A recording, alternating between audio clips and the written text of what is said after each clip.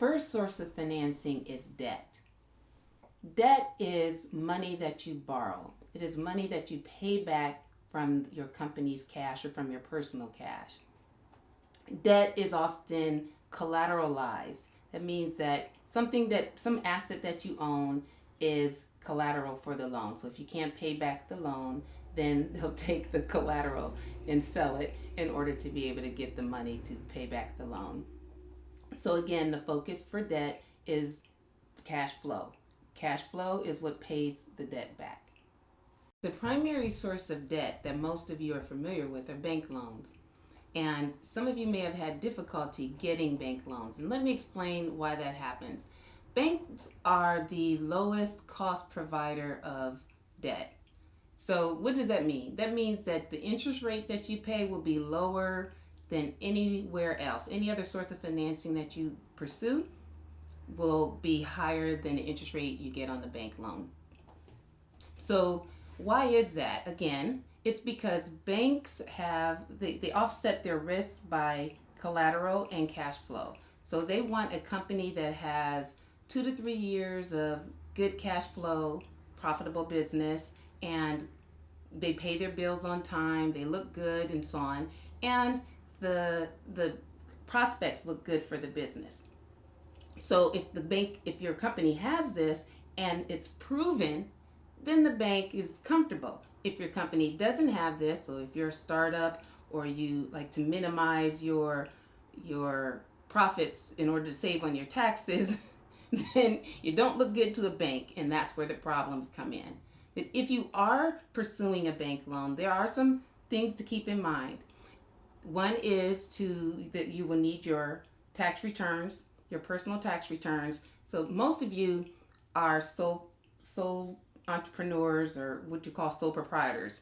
And so what that means is you use Schedule D on your tax return. So that's your personal tax returns. So you need to provide that to the bank to show that your business is profitable.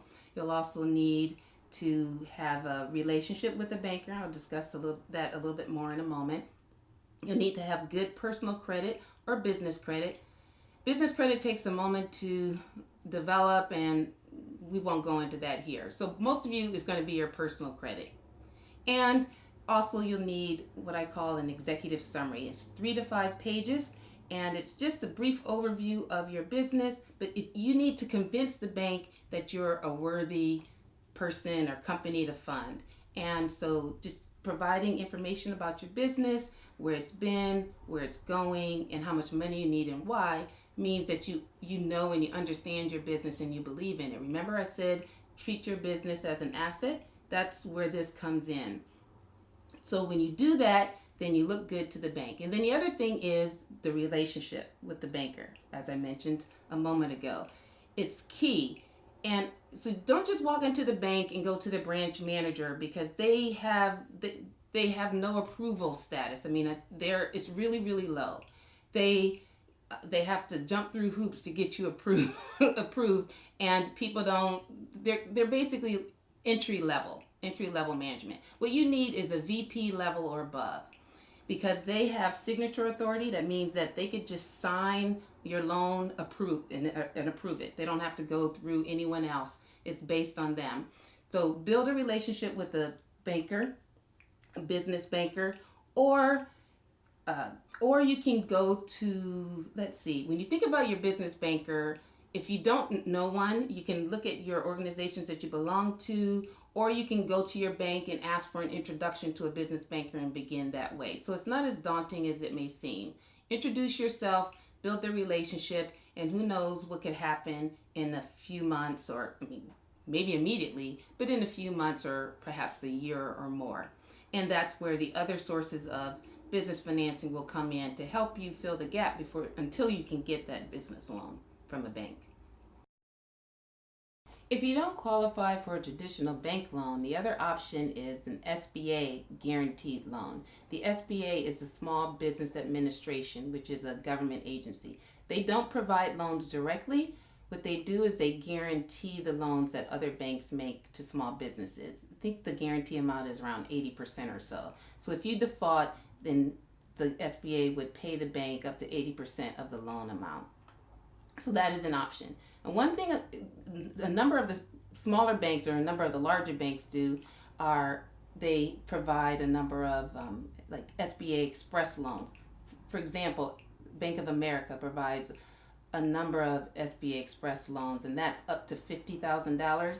So as you might not get approved by Bank of America for other loans, but if you try that one, you just may.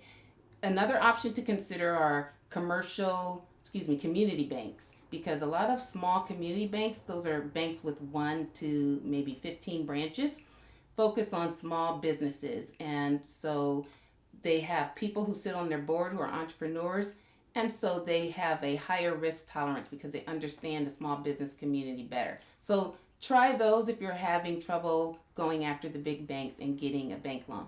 The other thing I want to focus on is that these are long-term financing options. The bank loans that I'm talking about are term loans, meaning that they're from 3 to 5 years in length. So if you're looking for a cash flow, you want to make sure that your cash flow matches what you're using it for. So if you're going to get a term loan, then you want it to match assets that you're buying or people that you're hiring or something like that. You want your cash to match long-term financing and long-term needs for your business.